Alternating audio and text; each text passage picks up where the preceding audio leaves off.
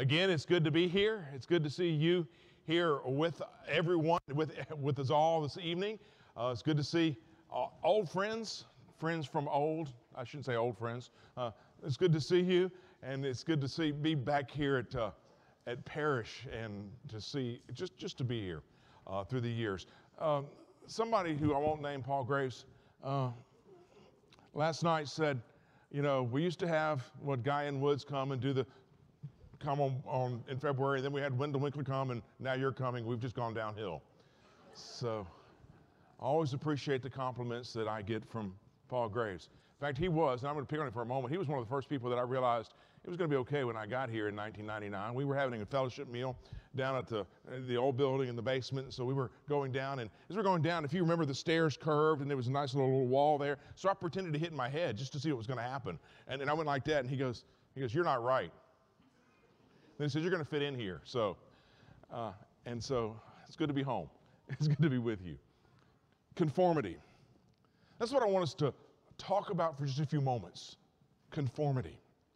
What does it really mean to conform? Those that write and those that study conformity talk about a number of ways, a number of definitions, or a number of areas in our life where we conform, and they define it in different ways. One of the types of conformity they talk about is identification conformity. We conform to an identification. We conform to what's expected of us based on our societal role. You're a parent, so you conform to what that role is supposed to be. You're a spouse, so you conform to what society around you says a spouse, a husband or wife should be. You're a manager, so you conform to what's expected of you as a manager. You're a teacher, so you conform to what a teacher's supposed to be. You're an employee, so you conform to what an employee. You're a student, so you conform. You get the idea. It's identification conformity. Then there's what's called compliance conformity. This is probably where a lot of us fall in a lot of areas. This is conforming. I might want to change slides here.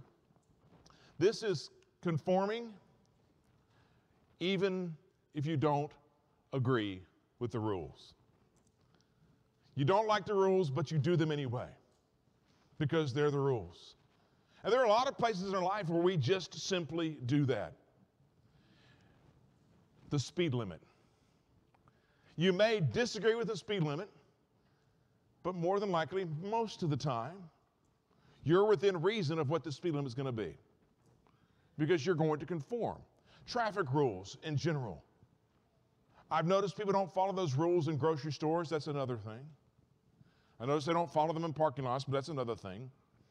But for the most part, there are things that we do, we comply with, we conform to, even though we don't necessarily agree with them. And during this past couple of years, when I see some people in masks and some aren't in masks, but when masks were required in a lot of places, there are a lot of people that put a mask on that didn't like the rule. But they conformed, they complied. So there's identification conformity, there's compliance conformity. Then there's conformity that is probably the deepest level, and that's called internal or internalization of conformity. Those are the things that we do because they've become a part of who we are. There are certain customary greetings that we do. Maybe a handshake or a hug or, there's time right now, fist bumps. When I shake people's hands in churches, I'll say, I don't know, do we shake, do we fist bump? But, we work that out. But we conform in that way, we internalize it, it becomes automatic. Or maybe it's accepting the group's viewpoint. Everybody in the group feels this way, so you begin to feel that way. You conform to that. We do this in the South. We say, yes, ma'am, and yes, sir, and no, ma'am, and no, sir. And we hold doors open for people. You go to other parts of the country, and they may not say yes, ma'am, and yes, sir. And if you hold a door open for somebody, they're going to wonder why you did it and what's wrong with you. I read something not long ago about a woman that was complaining about how holding a door open was a sign of the patriarchal and men-hating women's society. A man is giving a woman permission to enter the door, to enter a room by opening the door for her. I thought it was just good common courtesy, personally. I hold the door open for everybody that's behind me in line. The rule is 10 foot. If they're within 10 foot of the door, I hold the door open, let them go first. That's just my rule. Because I was taught to be polite. That's what I thought. But you go outside of this area, and people are going to look at you like, why'd you hold the door open for me? because they don't see that as part of their society. So we conform, we've internalized it, and we don't even know it. We conform, really, every single day. There are things that you do every single day because you have conformed in some way. Oh, we talked about, I already said something about our customary greetings, our handshakes, our fist bumps, our hugs. Maybe it's fashion. You dress the way that you do because the people around you dress that way. So we conform to confession. I know I don't conform to confession. I just put on the first thing that I find in my closet. Yeah, but where did you buy it? The store? And you probably bought it because it was at one time fashionable.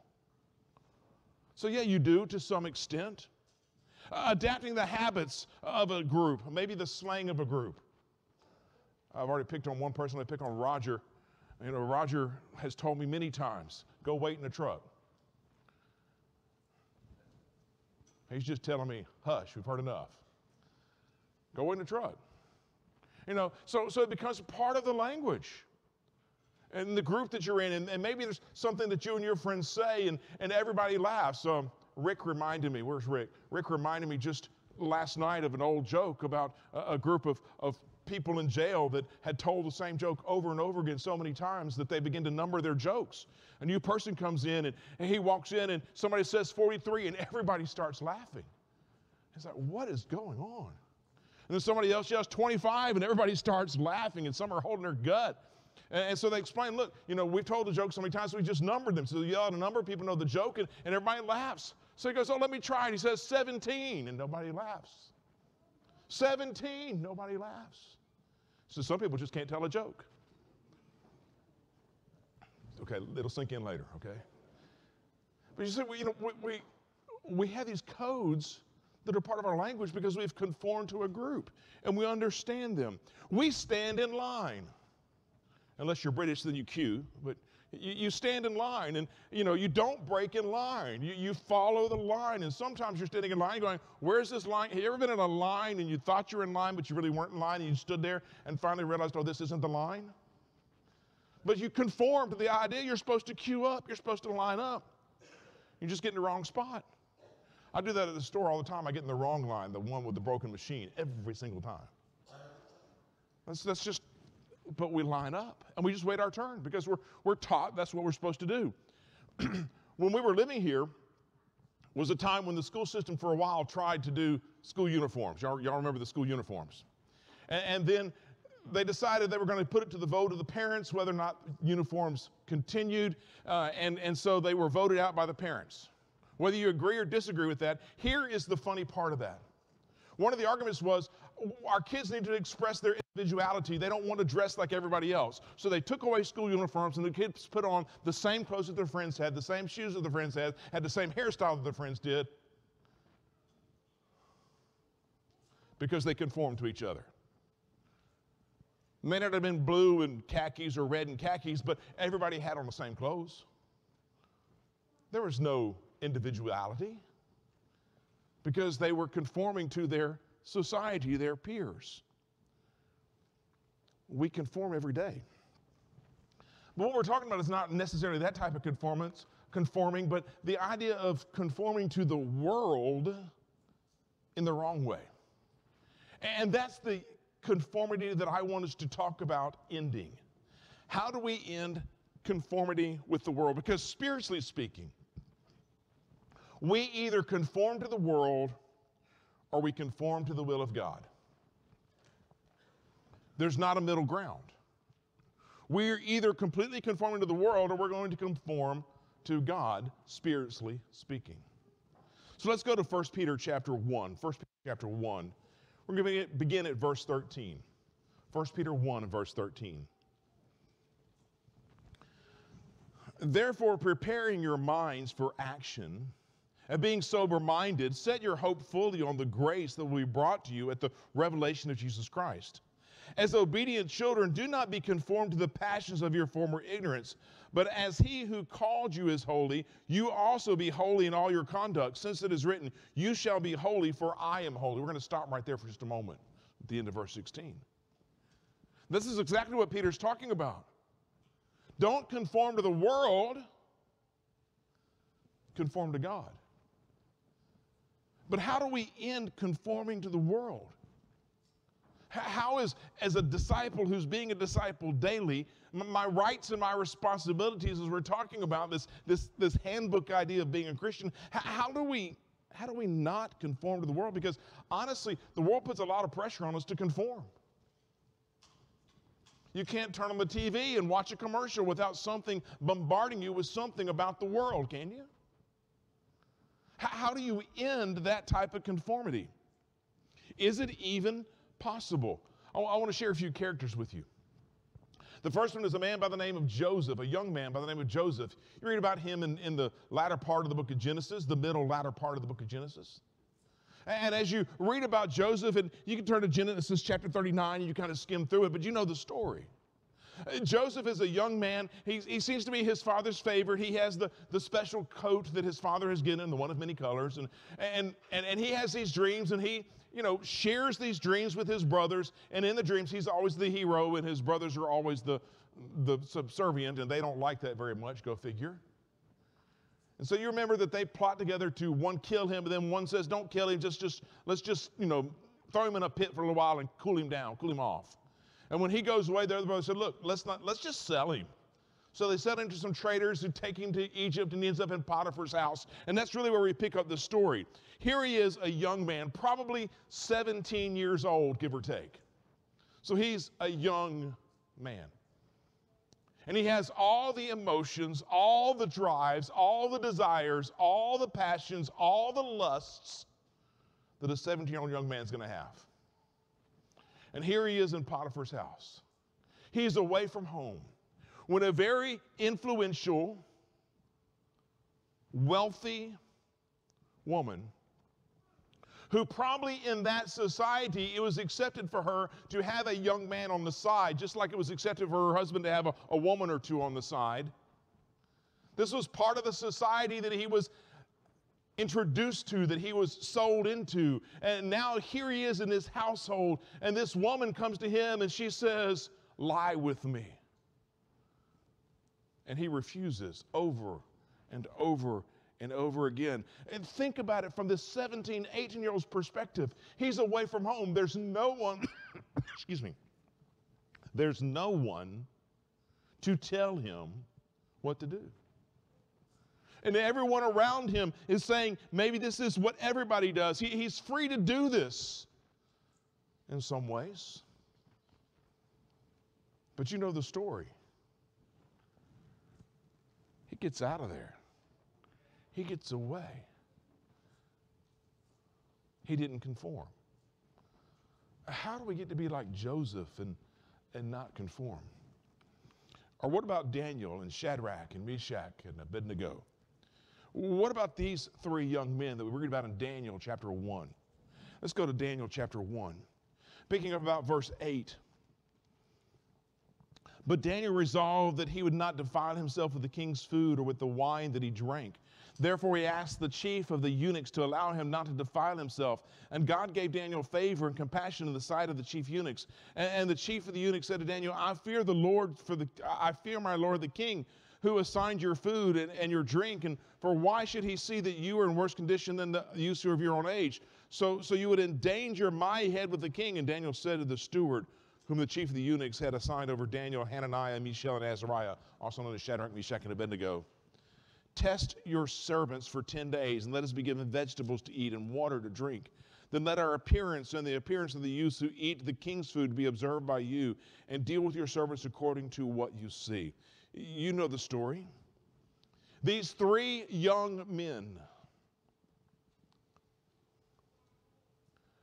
are taken away captive into a foreign land. There's no one to tell them what to do. And they're shown delights that they've never seen before. And everybody else is experimenting with those delights. What are they going to do? You know what they do. We just read it. Let's see. No, we're not going to eat this food that's unclean. No, we're not going to eat these things we're not supposed to eat. No, we're not going to do this that we're not supposed to do. And then because of that, we know that they are blessed, but they did not conform. We can go to Numbers chapter 13 and 14, and there we meet two men, one by the name of Joshua and the other by the name of Caleb. These are not young men by now. These are men that are younger than some, older than others. They're probably close to 40, give or take. And so these men have this opportunity to go with others to spy out the land. There are two of the 12 spies, and you might remember that there were 12 spies in Canaan's land, 10 were bad and 2 were good. They're the 2 that were good. They're the 2 that gave the good report. They spoke positively about God. God has given us this land. It's ours. It's everything that God said. And the others go, yeah, it's everything God said, but did you see the people that live there? We can't do this. And Joshua and Caleb say, if God says we can, we can. So they stood as non-conformists to the group expectation. The group said, yeah, this is what we can't do this. And they're saying, yes, we can. They didn't conform. And it's easy to talk about that and say, yeah, that's who I want to be. I'm not going to conform. I'm going to say no, or I'm going to say yes to God and no to the world, or I'm going to say yes to God and no to the world. The truth is, though, the reality is that giving in is easier than staying strong, isn't it? Giving in is easier than staying strong. Like when I was younger and maybe not as smart, not as wise. And I had my car and I'm sitting there and I'm at a red light and someone comes up beside me and you see the front of their car because they were all rear-wheel drive at that time. You see it jump up. You know what they're saying?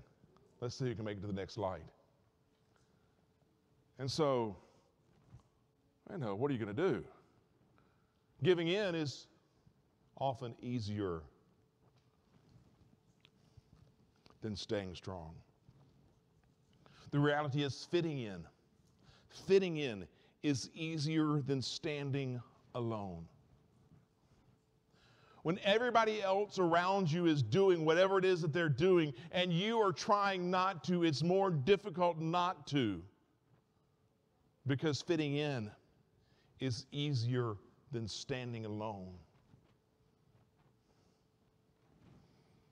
And blending into society is easier than standing out. Most of us understand that there are sometimes, it's a movie and a book, perks to being a wallflower, to being invisible, to blend in so that nobody sees you, to blend in so that you don't look different and act different. But sometimes, all the time, most of the time, the reality is that blending into society is easier than standing out. If I stand out, if I stand alone, if I stay strong, people are going to notice me and they're going to ask me questions and they're going to look at me and think something of me that I may not want them to think, or they may think I'm judging them, or they may think that I think I'm better than them, or they may think that I think I'm holier than them. And so it's easier to fit in, blend in, and give in. But how do we not? How do we learn to be? How do we learn not to conform? Let's go back to our text. We stopped at verse 16. Let's pick up at verse 17. And if you call on him as Father who judges impartially according to each one's deeds, conduct yourselves with fear throughout the time of your exile, knowing that you were ransomed from the futile ways inherited from your forefathers, not with perishable things such as silver or gold, but with the precious blood of Christ, like that of a lamb without blemish or without spot. So the answer is in our text. The answer is right here in front of us. Let's take a moment, let's read it all together and see if we can't pull it out. Back up to verse 13. Therefore, preparing your minds for action and being sober-minded, set your hope fully on the grace that will be brought to you at the revelation of Jesus Christ. As obedient children, do not be conformed to the passions of your former ignorance, But as he who called you is holy, you also must be holy in all your conduct, as it is written, you shall be holy, for I am holy. Peter says, don't be conformed to the world. Well, Peter, how can I not be conformed to the world? Well, if you call him as Father, who judges impartially according to each one's deeds, conduct yourself with fear throughout the time of your exile, knowing that you were ransomed from the futile ways inherited from your forefathers, not with perishable things such as silver or gold, but with the precious blood of Christ, like a lamb without blemish or without spot. Okay, Scott, we've read it 2 or 3 times. What does it mean? What is it that Peter is saying to help us not conform to the world? Because it's easier to fit in. It's easier to give in. It's easier to blend in. But God is telling us through Peter not to. How do we not do it? First, be convinced that God is your Father. Didn't you see that in there? And if you call on him as Father who judges in accordance to each one's deeds, conduct yourselves with fear throughout the time of your exile. You wear his name everywhere you go. Point blank. You wear the name of God. That's who you are. And so remember, be convinced that God is your Father. And when you do that, conform to his ways. Live the way he would want you to live. Do the things he would want you to do. When you're convinced he's your Father, it's easier to do that because you respect God more than you fear what society thinks about you. What does God expect? What would God have me do? Would God want this of me? Is this something that reflects someone who is a child of God?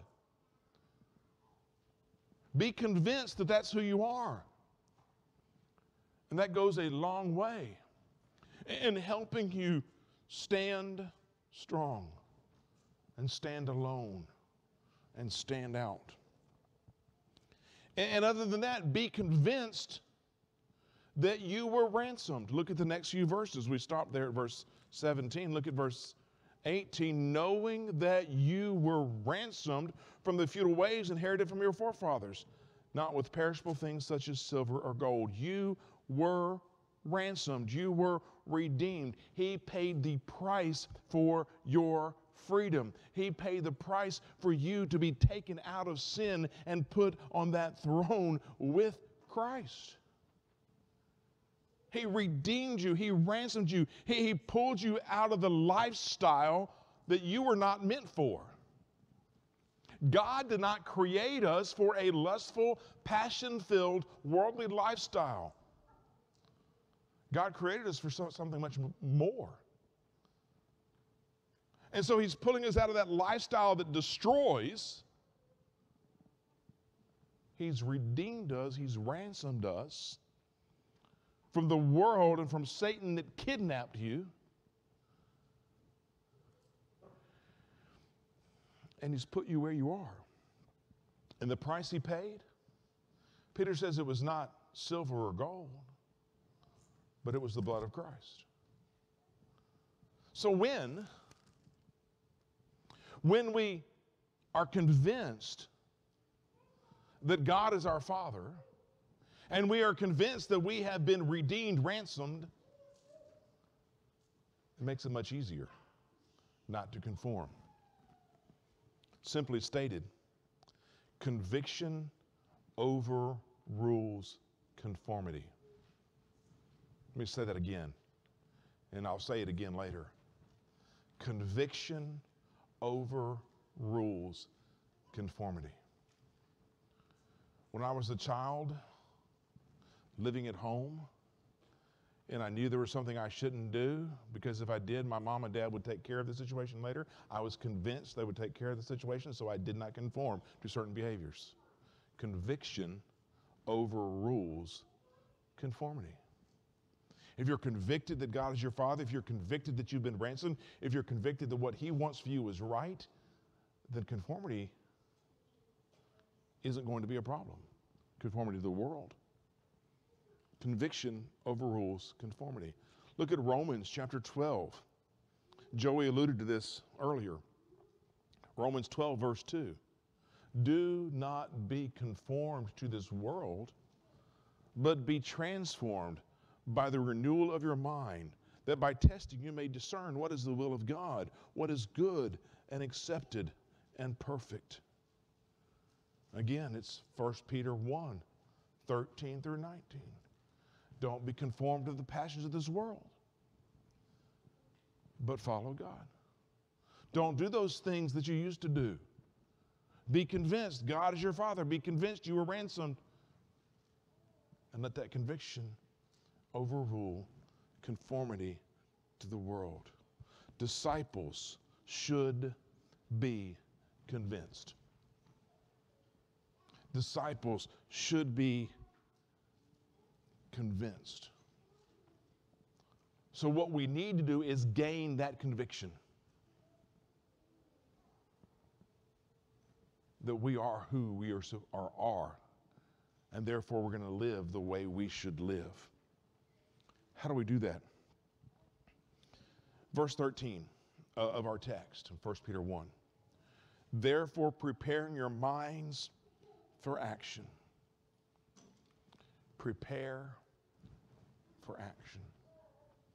Dress for battle. That's the answer. Pick up your sword. I just thought about it. I have hanging beside me in my study a prop sword that looks like a Roman centurion sword. Should have brought it with me and had it up here so we could see it. And you put on your sword. You grab the shield of faith. You put on the helmet of salvation. You dress for action. The other reason I should have brought the sword is because of this. You need to practice with those. That sword is wonderful. It is just a prop. It's not very sharp, but does have a pointy end. And what I know about swords, and this comes from a Zorro movie, the pointy end goes in the other person. I don't really know how to use it. It'll probably be dangerous if I tried to use the sword. I'd probably hurt me as much as I hurt the other person. If you're going to use a weapon, you need to practice with that weapon. If you're going to use something for defense, you need to practice with it. It's not just, well, I've got this just in case. It's like being responsible with the tool that you have. And we talked about that yesterday when we talked about spiritual disciplines. Spiritual disciplines are the exercises that we use to the things that help us gain that conviction.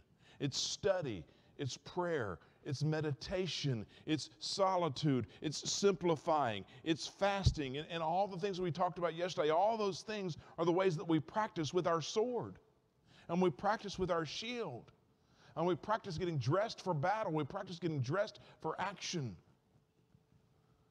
Because it doesn't just happen because you've got it in your hand.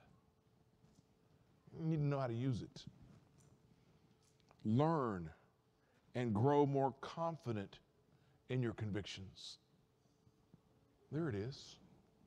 Learn and grow more confident in those convictions. Yes, I'm convinced that God is my Father. I can grow more confident of that. I'm convinced that I was ransomed and that God purchased me and that God has put me here in this place. I need to have that conviction, so I need to grow it. And the more I spend time with God, the more that conviction grows. So it goes back again to those spiritual disciplines that we started with yesterday. And when we dress for battle, when we prepare for action, we can endure like Joseph did. All the things that he went through, not just his brothers mistreating him and sending him off into a foreign land where he could have said, nobody likes me, everybody's against me. I've been put here not because I wanted to be, because everybody just shoved me out. Think of the pressure that he went through. And then he's lied about by Mrs. Potiphar. He ends up in prison. He could have given up there, but no, he endured. When we have that conviction, we can endure like Joseph. When we have that conviction, we can rebel like Daniel and Shadrach and Meshach and Abednego. Isn't that exactly what they did? They rebelled. You know, sometimes it's cool to be a rebel, Well, the problem is most people think the rebels are those that are conforming to society. What I want us to realize is being a rebel is conforming to Christ. Because that's the opposite of society. The rebel stands up and says, I'm going to be with God. I spent the entire last year preaching sermons on being revolutionary, being rebellious against society. And that's where this lesson comes from, is that idea that we need to stand alone, that we need to stand apart, that we need to stand with God and not conform to the world. And when we have that conviction, we can stand like Joshua and Caleb. Even when God's people are saying the wrong thing, we can stand like Joshua and Caleb, because it was God's people that were around them. So can we endure? Can we rebel? Can we stand? The truth is, the simple truth is, that we will either conform to worldly society or we will conform to God's will. We will either conform to the world or we will conform to God. John will tell us this: little children, you are from God and have overcome them. For he who is in you is greater than he that is in the world. So it's hard to be a nonconformist to the world. Well, it is if you try to do it by yourself. But little children, you are from God and have overcome the world, or overcome them, for he who is in you is greater than he that is in the world. See, with God, when we're convinced about God, that conviction overrules conformity. And then you can say, I am convinced that God knows what is best for me, so I will conform to him. Again, we will either conform to the world or we will conform to the will of God. Conviction overrules conformity. If we're convinced that the world is where we want to be, then that's going to overrule conformity to God. But if we're convinced that God is our Father and that he ransomed us and that he knows what's best for us, then that conviction will overrule conformity to the world. Will you be convinced that God knows what is best for you? Will you conform to him? If you're not a child of God, you are conforming to the world. If you're letting the world hold you back from following God, you're conforming to the world. Will you give your life to Christ? Rebel against the world, being convinced that God is God and that he sent his son for you, have your sins washed in his blood, becoming his child, and then conform to God. Child of God. Wouldn't it be great if I could stand up here and say, once you become a child of God, it's easy, you never have any problems? I would be lying. In fact, I was talking to a young man the other day that we're studying with, slowly trying to help him see what he needs to be. And I told him, I said, look, as you're making this move toward God, Satan's going to pull he's not going to hold anything back. All those old friends that you hadn't heard from in a long time that were pulling you away from God, so for some reason they're going to show back up. He came to me Sunday or Wednesday night. He said, remember you said my friends I hadn't talked to in a while would show back up? I said, yeah. He goes, you were right. He said, they people I hadn't talked to in years are calling and say, hey, let's go hang out. Let's go to such and such a place. He goes, there's places I don't want to go anymore. And see, Satan's trying to get him to conform to the world again.